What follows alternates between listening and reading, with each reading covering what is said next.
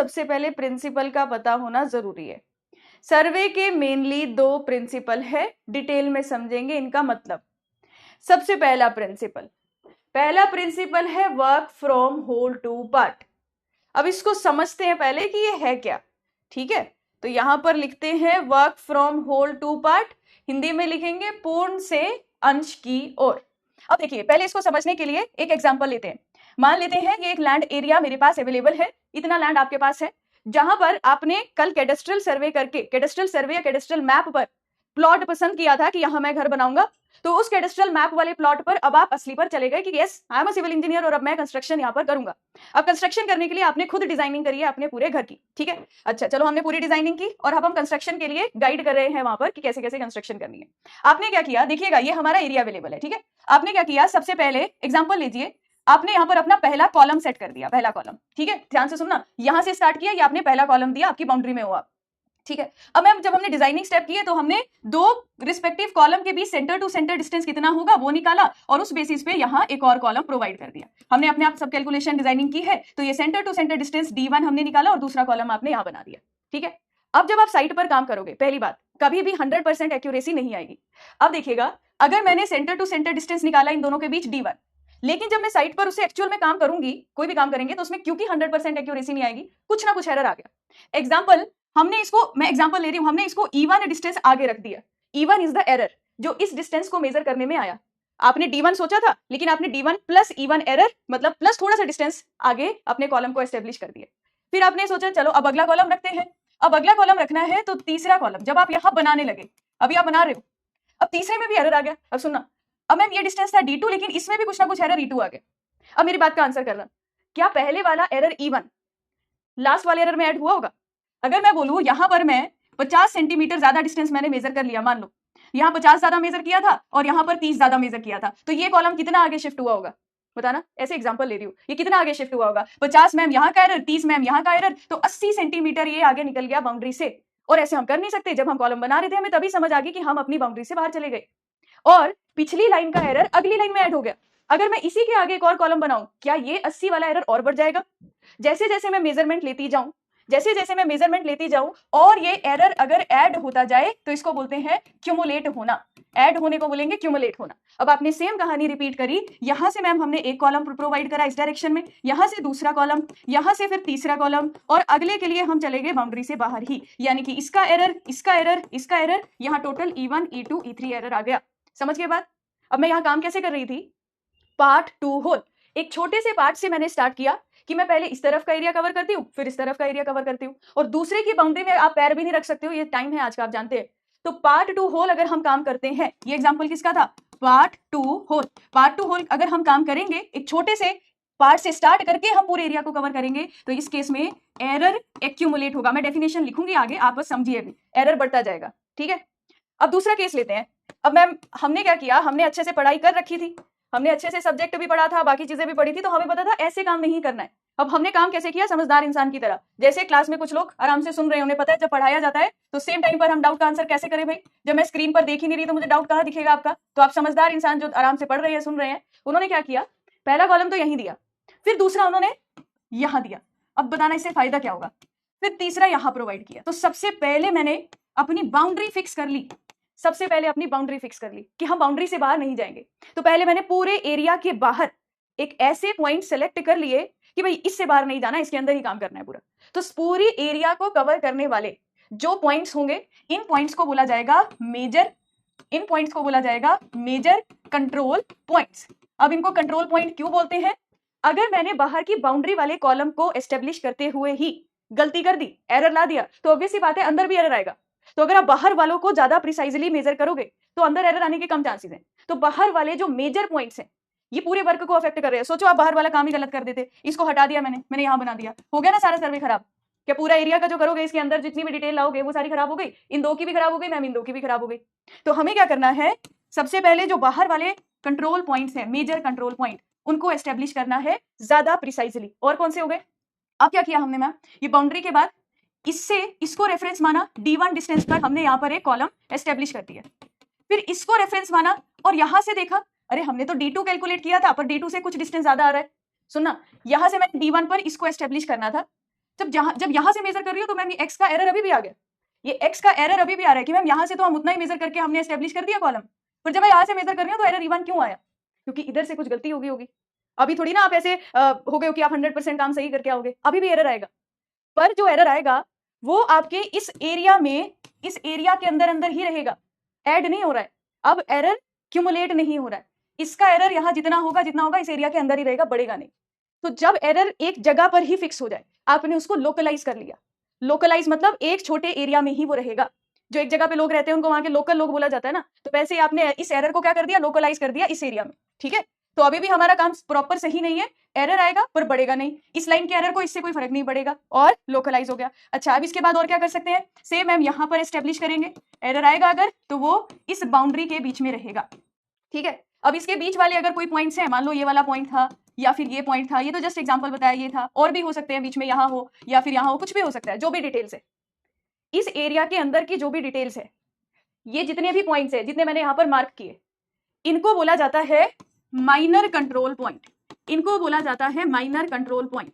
Major कौन से हैं, जो बाउंड्री पर हैं, वो खराब हुए तो पूरा एरिया खराब, तो मेजर वाले हैं सारे बाउंड्री वाले, इस बाउंड्री के अंदर के जितने भी पॉइंट्स हैं जिनको भी हम सर्वे कर रहे हैं वो है माइनर। तो हम मेजर कंट्रोल पॉइंट्स को अच्छे इंस्ट्रूमेंट से मेजर करेंगे जो ज्यादा प्रिसाइज हो, तो माइनर को नहीं कर सकते, माइनर को भी तो आप अच्छे इंस्ट्रूमेंट टोटल स्टेशन से कर लो पूरा एरिया मेजर, हम मेजर को अच्छे इंस्ट्रूमेंट से मेजर कर रहे हैं पर माइनर को नहीं कर रहे, क्यों नहीं कर रहे बताओ ये क्वेश्चन आए हैं सारे पेपर में अब माइनर को क्यों नहीं कर रहे हम अच्छे इंस्ट्रूमेंट से भी यहाँ पर एस्टेब्लिश, इसलिए नहीं कर रहे क्योंकि पैसा बढ़ जाएगा, जब भी हम कोई कंस्ट्रक्शन करेंगे हमें इकोनॉमी का भी ध्यान रखना होगा, तो हम माइनर कंट्रोल पॉइंट्स को जब भी एस्टेब्लिश करें, जो भी मेजरमेंट लें, तो उसको हम लोअर प्रिसीजन से मेजर करते हैं हायर प्रिसीजन। अगर आप रेंट पर भी लोगे टोटल स्टेशन को, 1 दिन के लिए लो या 20 दिन के लिए लो, पैसों में तो फर्क पड़ेगा ना जो आपको रेंट के लिए देने पड़ेंगे, तो यहाँ पर उसका डिफरेंस आ जाएगा, इसलिए मेजर पॉइंट को आप एस्टेब्लिश करोगे with high precision, minor point को एस्टेब्लिश करोगे विद लोअर प्रिसीजन, इसीलिए काम हमेशा किया जाता है फ्रॉम होल टू पार्ट। समझ आया, work from whole to part principle. So work from whole to part, ये हमने इसका डायग्राम बनाया, क्यों किया जाता है भाई work from whole to part, यहां लिख देते हैं। पहला प्रिंसिपल था work from whole to part, work from whole to part, ये था हमारा प्रिंसिपल 1 सर्वे का, प्रिंसिपल नंबर 1, ठीक है।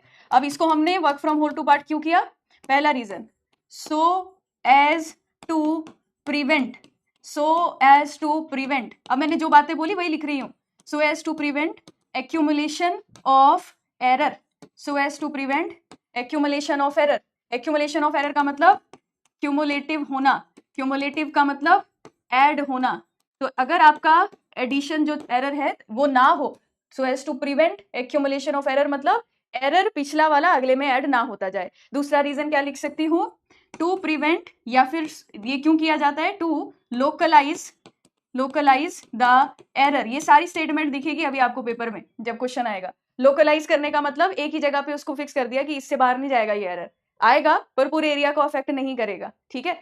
तीसरी चीज, जितने भी मेजर कंट्रोल पॉइंट्स होंगे, जितने भी मेजर कंट्रोल पॉइंट्स होंगे, major control points are establish, major control points are establish by with high precision, are establish with high precision. कोई लाइन ऐसी लिखी हो मैंने जो समझ ना आई तो बताना।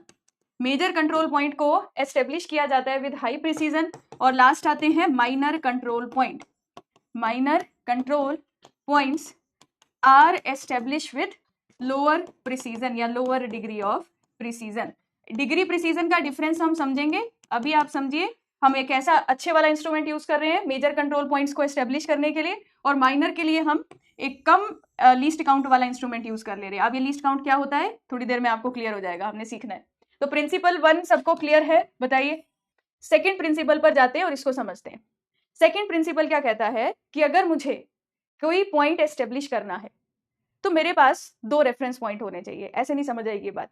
अब मैंने आपको बोला आप सभी क्लास देख रहे हो, एक कागज लीजिए और उस कागज पे एक वो बनाइए, पॉइंट बनाइए, बनाइए कहीं पर भी पॉइंट, सभी लोग। आप जिस कॉपी पे नोट्स बना रहे हो, कोई रफ कागज है, कहीं पर एक पॉइंट को एस्टेब्लिश करना है और उसको ए नाम दे दो, एक डॉट बनाओ उसको ए नाम दे दो, बना लिया। अब आप में से कुछ लोगों ने इस प्रिंसिपल को समझ रहे हैं, हम फिर इसकी डेफिनेशन देखते हैं। आप लोगों ने कुछ ने यहाँ बनाया होगा, मैम ए लो, यहाँ बना लिया, यहाँ बना लिया, किसने यहाँ बना लिया, किसी ने बोला हम क्यों बनाए, हमारा मन नहीं है, है ना। अब सबने अलग अलग जगह बनाया, लेकिन अब मुझे ए पॉइंट एक जगह पर बताना है आपको कि ए पॉइंट जो एस्टेब्लिश करना है सबकी कॉपी में सेम जगह होना चाहिए। जब मैंने आपको सिर्फ ये डाटा दिया कि ए पॉइंट बनाओ, तो मैम उसकी एक ही पोजीशन हो नहीं सकती, आप या तो कोई और बात भी हमें बताते। कोई और बात मैं क्या बताती? अब मैं आपको ये बोलती हूं कि मैं आपकी कॉपी में ये एक्स और वाई एक लाइन बनाकर गई। मैं आपकी कॉपी पे एक्स वाई की, आपकी सबकी कॉपी मैंने एक्स वाई लाइन बनाई। अब मैंने कहा कि एक काम करो, एक्स से 30 डिग्री का एंगल लो, वाई से 40 डिग्री का एंगल लो, जहां दोनों कट करेंगे वो हमारा ए पॉइंट होगा। क्या सबकी कॉपी में पॉइंट सेम जगह पर आएगा? क्या सबकी कॉपी में पॉइंट सेम जगह पर आएगा?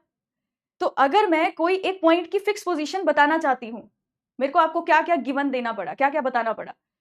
दो फिक्स रेफरेंस पॉइंट एक्स और वाई जो फिक्स रहेंगे आप सबकी कॉपी में, दो फिक्स रेफरेंस पॉइंट बताए, और क्या बताया? दो एंगल बताए, 30 डिग्री 40 डिग्री, 30 डिग्री 40 डिग्री, जहां कट की है सबके पास ए पॉइंट सेम आएगा। तो अगर मुझे एक पॉइंट की सही पोजीशन को डिफाइन करना है तो हमारे पास क्या रिक्वायरमेंट होनी चाहिए? दो फिक्स रेफरेंस पॉइंट और मिनिमम दो मेजरमेंट। और कुछ भी गिवन दे देती तो अच्छा है, वो तो मैम और हेल्प हो जाएगी हमारी इस पॉइंट को एस्टेब्लिश करने में। तो सेकंड प्रिंसिपल देखो क्या बोल रहा है, अब इसको डिटेल में देखते हैं। द रिलेटिव पोजीशन, अब रिलेटिव पोजीशन का मतलब आप समझते हो, रेफरेंस कंसीडर किया X Y, with respect to X Y हमने ए पॉइंट एस्टेब्लिश किया, इसको रेफरेंस मानकर, एक्स वाई लाइन को रेफरेंस मानकर अगर ए पॉइंट आए तो क्या बोलेंगे? Relative position. तो रिलेटिव पोजीशन, अब देखो हाईलाइट करते हैं important point, relative position of point to be survey should be located by measurement from at least 2 points of reference, या 2 के साथ ऐड कर लो 2 फिक्स्ड पॉइंट ऑफ रेफरेंस। अच्छा मैंने आगे लिखा हुआ है 2 points of reference the position of which is already fixed. जब भी हमें एक नया पॉइंट एस्टेब्लिश करना है, हमारे पास एट लीस्ट मतलब मिनिमम, मैक्सिमम में आपको क्या करती मैम, यहां भी दे देते एक पॉइंट, आप यहां भी दे देते, यहां भी दे देते, तो हम इस ए को और अच्छे से एस्टेब्लिश कर पाते। तो मिनिमम एटलीस्ट का मतलब होता है मिनिमम 2 रेफरेंस पॉइंट होने चाहिए जिनकी पोजीशन फिक्स होनी चाहिए। अब समझिए इसके आगे की कहानी। अब हम थोड़ा इसको डिटेल में समझते हैं सर्वे पॉइंट ऑफ व्यू से। मान लेते हैं ये हमारा ए एक्स पॉइंट था, ये वाई पॉइंट है, और ये फिक्स रेफरेंस पॉइंट है, इनकी जगह चेंज नहीं हो रही, ये हमारे फिक्स रेफरेंस पॉइंट है। अब मैंने आपकी नोटबुक पे आपको क्या बताया कि एक काम करो, इस डायरेक्शन में एक्स से डिस्टेंस मेजर करो, यहां से डिस्टेंस बता दिया, यहां से बता दिया। आप बचपन में वो प्रकार लेते थे ना प्रोटेक्टर, वो कंपास जिससे आप एंगल बनाया करते थे 6th-7th क्लास में, तो वो आपके पास है। मैंने आपको डिस्टेंस बता दिया, मैंने बोला एक्स से आप 5 सेंटीमीटर के डिस्टेंस पर एक आर्क बना लो, y से आप 8 सेंटीमीटर डिस्टेंस लो, एक आर्क बना लो, और यहां पर एक नया पॉइंट एस्टेब्लिश कर लो कैपिटल ए। 2 पॉइंट को रेफरेंस मानकर, 2 फिक्स रेफरेंस पॉइंट की विद रिस्पेक्ट टू, यहां से डिस्टेंस बताया, यहां से डिस्टेंस बताया, हम नए पॉइंट को एस्टेब्लिश कर पाए। ठीक है, एक तो ये चीज हो गई। और क्या कर सकते थे मैम? हमने पिछले केस में एक एग्जाम्पल देखा जो इससे पिछली स्लाइड में, उसी एग्जाम्पल को आगे कंटिन्यू करते। तो हमने देखा कि अगर मैं यहां से एंगल जानती हूं, यहां से एंगल जानती हूं, यानी कि मुझे ये θ1 पता है, ये θ2 पता है, तो भी हम अपने ए पॉइंट को एस्टेब्लिश कर पाए। तो 2 एंगल पता थे तब भी एस्टेब्लिश कर पाए। तीसरा क्या आएगा? थर्ड देखते हैं। यहां पर हमने फिर से एक्स और वाई लिए, अब मैंने क्या बोला, इस लाइन को रेफरेंस मानो और यहां से एक एंगल मेजर करो, एक 30 डिग्री का, y से एक एंगल मेजर करो 30 डिग्री का। तो y से 30 डिग्री का एंगल मेजर किया और बोला y से एक काम करो, आप 5 सेंटीमीटर डिस्टेंस आगे जाकर एक पॉइंट कट कर दो, वो आपका ए पॉइंट होगा। तो जब एक नए पॉइंट को एस्टेब्लिश करने के लिए जो मेजरमेंट मैं ले रही हूं, दोनों मेजरमेंट एक्स ए और वाई ए, ये दोनों मेजरमेंट क्या है? डिस्टेंस। सिर्फ मैंने डिस्टेंस मेजर किया, कोई एंगल नहीं मेजर किया और ए को एस्टेब्लिश किया। ये करते हैं हम प्रिंसिपल फॉलो किस केस में? In chain survey. Chain survey में जब आप कोई नया पॉइंट एस्टेब्लिश करोगे, आप कोई एंगुलर मेजरमेंट नहीं लोगे। इस प्रिंसिपल को हम यूज करते हैं चेन सर्वे में। नया पॉइंट लोकेट करना है तो सिर्फ हम डिस्टेंस मेजर करके ही लोकेट करते हैं। क्लियर? दूसरा आया, हम नए पॉइंट को लोकेट करने के लिए जो मेजरमेंट ले रहे हैं θ1 और θ2, दोनों ही मेजरमेंट, बोथ मेजरमेंट्स क्या है? एंगुलर। बोथ मेजरमेंट क्या है? एंगुलर। यानी कि एक नया पॉइंट एस्टेब्लिश करने के लिए अगर मैं दोनों जगह से सिर्फ एंगल मेजर कर रही हूं, ये प्रिंसिपल का यूज हम किस सर्वे में करेंगे? इस प्रिंसिपल का यूज करेंगे हम ट्राइंगुलेशन में। समझाऊंगी मैं आपको, क्लियर हो जाएगा जब ये टॉपिक आएगा। तो ट्राइंगुलेशन में जब भी हम एक नए पॉइंट को एस्टेब्लिश करेंगे तो ध्यान रखिएगा बस 2 एंगल मेजर करेंगे, डिस्टेंस नहीं मेजर करेंगे, ठीक है। अगला जो तीसरा केस मैंने यहां बनाया, इसमें हमने क्या किया, एक मैम थीटा मेजर किया, एक हमने डिस्टेंस मेजर किया, यानी कि एक हमारी एंगुलर मेजरमेंट है, एक हमारी एंगुलर मेजरमेंट है और दूसरा हमारा डिस्टेंस है। एक डिस्टेंस और एक एंगल मेजर कर रहे हैं तो इसे क्या बोलते हैं, इसे बोलते हैं, ये प्रिंसिपल हम यूज करेंगे जब हम ट्रेवर्स बनाना सीखेंगे। ट्रेवर्स बनाने के लिए हम थियोडोलाइट का भी यूज करेंगे, हम कंपास का भी यूज करेंगे, लेकिन वो सर्वे जिसमें ट्रेवर्स बनाया जाता है दैट इज ट्रेवर्स सर्वे, या उसको बोला जाता है ट्रेवर्सिंग। तो जब हम ट्रेवर्स बनाएंगे तो हम इस चीज को फिर से रिपीट करेंगे, ये सारी चीजें रिपीट होंगी। तो ट्रेवर्सिंग में आप इस प्रिंसिपल का यूज करते हो। आई होप इन तीनों में कोई डाउट नहीं होगा। नीचे वाले सारे नाम हमने आगे जाकर समझने हैं, क्योंकि अभी तो प्रिंसिपल बता रहे हैं, इनको अप्लाई करना है। अब 2 माइनर केसेस भी हैं, मैं वो भी बता देती हूँ। आप में से जिन्होंने कॉलेज में सर्वे किया होगा वो आंसर करना मुझे इन केसेस के बारे में, ठीक है। अब अगर मैं बोलूं ये हमारा x और y है और हमने क्या किया, यहां से मेजर किया, ए पॉइंट को एस्टेब्लिश करना था ना, यहां पर हमारा ए पॉइंट है, x और y are the fix reference point, और ये हमारा ए पॉइंट को एस्टेब्लिश कुछ इस तरीके से किया। इसको क्या बोलते हैं, किसी को पता है? ये प्रिंसिपल कहाँ यूज होता है कि अगर ये एक फिक्स रेफरेंस लाइन है, ये एक फिक्स रेफरेंस लाइन है, ये एक सीधी एक लाइन जा रही है यहां से दरवाजे की तरफ, मुझे कैमरा की पोजीशन बतानी है, तो कैमरा मेरे से परपेंडिकुलर है, यानी कि लेटरल है। लेटरल का मतलब होगा जो भी आप एक फिक्स डायरेक्शन ले रहे हो उसके या तो लेफ्ट में है या तो राइट में है, कितने में भी एंगल पे हो सकती है। तो ऑफसेट होती है लेटरल मेजरमेंट। मान लो ये सीधा रोड जा रहा था, यहां से ये सीधा रोड जा रहा है और मैम रोड के इस किनारे एक नदी है, तो रोड के राइट साइड पर नदी है, तो रोड से लेटरल डिस्टेंस पर नदी है। अब नदी गलत एग्जांपल हो जाएगा, मान लो बिल्डिंग है, तो इसे बोला जाता है ऑफसेट, ठीक है। अब ऑफसेट कैसे मेजर करना है हम चेन और टेप सर्वे में पढ़ेंगे। तो इसके लिए मुझे क्या करना पड़ेगा, एक्स और वाई की फिक्स रेफरेंस पता होना चाहिए, मैम यहाँ पर डिस्टेंस भी पता होना चाहिए। अगर पता है कि 90 डिग्री पर ऑफसेट लेना है तो ये 90 डिग्री भी पता होना चाहिए। यहाँ पर मुझे ये डिस्टेंस भी बताना पड़ेगा, यानी कि आपको ये देखना पड़ेगा कितने डिस्टेंस पर कितने एंगल का ऑफसेट लेना है, एक और डिस्टेंस पता होना चाहिए, तभी आप क्या ड्रॉ कर सकते हो, तभी आप ऑफसेट बना सकते हो। अब ऑफसेट अलग चीज है, मेनली ये डिटेल्स को कलेक्ट करने के लिए किया जाता है, वहां हम ये पढ़ेंगे। और लास्ट रह गया हमारे पास एक कि अगर मैं यहां से एंगल और यहां से डिस्टेंस मेजर करूं, मैंने क्या किया, ये y है ये x है, मैंने बोला कि यहां से आप θ1 मेजर कर लो, θ1 मेजर करके इस लाइन को आगे तक खींच दो जितना आगे जा सकती है, x पर जाओ और कंपास से 5 सेंटीमीटर की लाइन ड्रॉ करो, जहां तक आ रही है वहां पर इस लाइन को कट कर दो और आपको ए पॉइंट मिल जाएगा। 2 मेजरमेंट ली, एक θ1 यानी कि एंगल और दूसरा डिस्टेंस यानी कि d1। इसे भी ट्रेवर्सिंग बोलते हैं, ये भी ट्रेवर्सिंग होता है पर हम इसको यूज नहीं करते, इसे भी ट्रेवर्सिंग बोलते हैं पर it is generally not used, इसलिए इसको मैंने लास्ट में लिखा।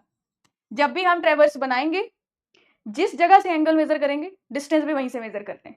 अब वो ट्रेवर्स जब बनाएंगे तो आपको समझ आएगी ऐसा क्यों कर रहे हैं, है ना। तो अभी ट्रेवर्सिंग चैप्टर में सीखेंगे। इसमें मैंने यहां से एंगल मेजर किया, यहां से डिस्टेंस, और पीछे जो ट्रेवर्सिंग का केस था मैम यहीं से एंगल यहीं से डिस्टेंस, इसको ही अडॉप्ट किया जाता है इस मेथड को। तो ये हमारे सेकेंड प्रिंसिपल होता है कंप्लीट। सेकेंड प्रिंसिपल क्या बोलता है कि अगर हमें एक नए पॉइंट की पोजीशन को डिफाइन करना है, हमारे पास at least minimum 2 fix reference point होने चाहिए, उनकी पोजीशन फिक्स हो, ताकि क्या हो मैम, फिक्स रेफरेंस पॉइंट होने चाहिए ताकि जब भी आप कोई नए पॉइंट की पोजीशन बताएं वो एग्जैक्ट सेम हो। और वो बताने के लिए कम से कम 2 मेजरमेंट, मिनिमम 2 मेजरमेंट होनी चाहिए, मैक्सिमम और दे दो 4 दे दो मेजरमेंट, तो मिनिमम 2 होनी चाहिए। 2 एंगुलर हो सकती है, 2 लीनियर हो सकती है, एक एंगल एक लीनियर हो सकती है, और इन सभी को हम आगे के डिफरेंट चैप्टर्स में यूज करेंगे। नहीं, ऑफसेट को परपेंडिकुलर हमेशा नहीं लेते, ऑफसेट को किसी भी एंगल पर ले सकते हैं, ये हम अपने नेक्स्ट चैप्टर में सीखेंगे, ठीक है। ऑफसेट जो आप मेजर करोगे ना, ये किसी भी एंगल पर हो सकता है, it may be at any angle. अभी मैंने एग्जाम्पल के लिए दिखाया है सिर्फ 90 डिग्री पर, ठीक है, ये किसी भी एंगल पर हो सकता है।